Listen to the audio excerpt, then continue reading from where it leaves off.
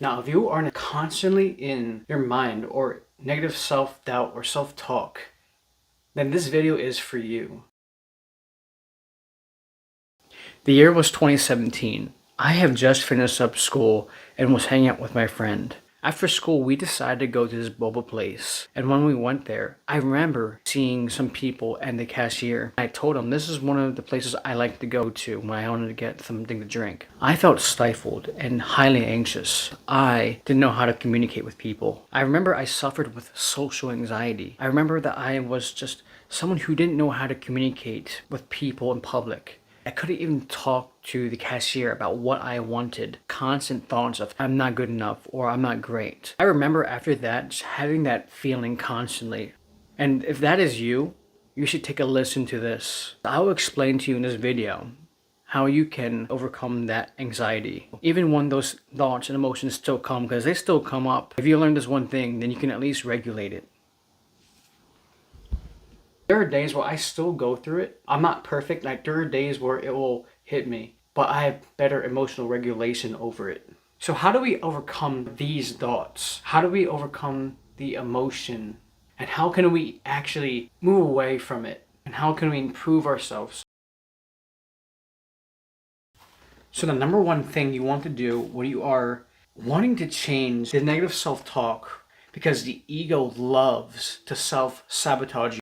What you want to do is you want to become the observer.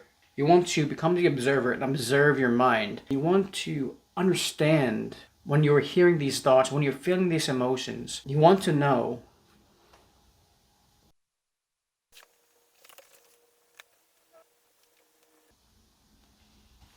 you want to understand where your negative self-beliefs come from. It can come from our childhood. We have these definitions within ourselves that we have created from those experiences, and which whenever something similar happens in our life, our mind will create this negative self-belief or something to make you not do it. For example, I am not enough. I'm not enough can be in any situation, whether it can be for a person, or you're not enough for a certain situation in your life. You're not enough just being there or being you. You talk yourself down. You disapprove of yourself, which creates that emotion of lack. And this is something I've literally experienced a lot of the times in my life, whether it was with a girl or whether it was being in a room of people. It's like I'm not enough to be in their presence. And another thing that can also come up within your mind is I always fail. And this is also another thing that we can think to ourselves. I always have something bad happen because of my past. I've always had the thought I always fail. And this could be a form of my mind protecting me to not succeed, because Harry has this belief that it's never worked out. Why would it work out now? And that's something that we have to realize. This can stem from experience that we've had because of something that wasn't great, something that felt so fucking terrible.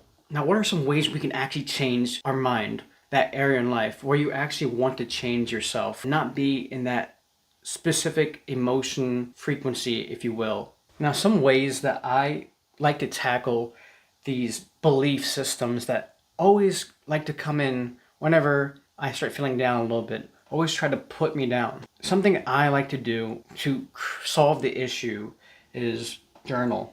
Whenever I have this strong emotion that comes into my life, I need to get off my chest, I always open a Google document. I always journal. Because by journaling, instead of feeling that tension with your body, instead of just holding that emotion within yourself and just feeling bad in that moment, by journaling, you're actually allowing that emotion to flow. You're allowing yourself to be expressive. You're allowing yourself just to feel that emotion in the moment and not just feel like you're tensing up that moment and there's nothing you can do about it. And this is something I've been doing for a good bit of time now that's helped me actually feel my emotion and also just let it go. Whenever you're also feeling the emotion, meditation can also help. if you are allowing yourself to be present in that moment, to actually breathe and allow oxygen to go within your mind. You're not in a strong emotional feeling anymore because you're changing your focus by meditating. You're also allowing yourself to not only observe the emotion, but you're not being that identity as much, as you're more of just becoming the observer, but at the same time allowing yourself to sit with it, to be present with it, to be more accepting instead of just feeling like you have to attack it or it's attacking you. Obviously, you can't always meditate depending on where you are. For example, if I'm at work, I can't just stand still and just meditate because obviously something might happen. Like they might ask you, why are you doing that? But you could also just do some breath work or find a place that's quiet wherever you are and the time that you have just to sit with the emotion, to breathe with emotion and feel it and allow it to flow through you before you can just allow it to let it go. For the third thing, cognitive reframing is something that I've been recently using and implementing in my life. By cognitive reframing, not only are you observing the thoughts, but you are changing and shifting how you're thinking. And by literally doing that, you're changing your identity. You're literally changing your perspective on things. You're not going to see results instantly by just doing that for like one day. By changing your thoughts and how you reframe it, you will see a drastic difference over the accumulation of time. Let me give you an example of cognitive reframing and how doing this reframe work can change your identity and change the ego, the emotion that's trying to sabotage you.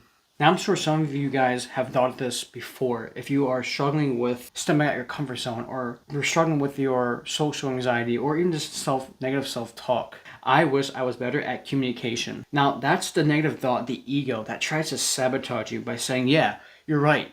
You are dog shit at talking. Why are you even talking to those people? Why are you even talking to anyone? You should just shut up. You shouldn't even talk.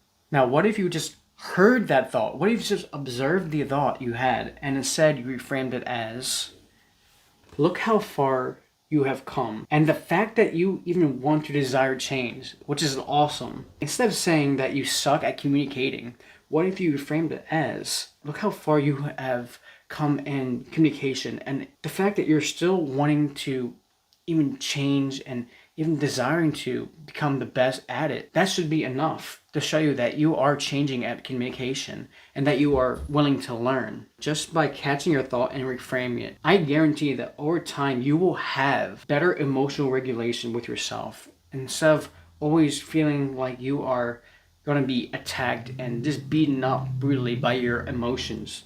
That you can actually change how you are thinking and change who you are, the identity. By the way, there's a free document for a framework that I've released. If you guys want to check it out, go check it out below in the link and get your free framework. It's 100% free and you can use it whenever you want. Now, in this video, the 3 methods that I've laid out may not work for you, but what it's trying to say is if you can find something that works for you, or even if you want to try these methods, that by doing this, I guarantee you will have a different mind shift and emotional control instead of just having these emotions dictate how you should go or feel. So if you found this video helpful, if you found this video something that's supporting for the things that you have been going through, or anyone else you would know, then please like and also share with someone else that you think might benefit from this. Until next time, my friends, peace.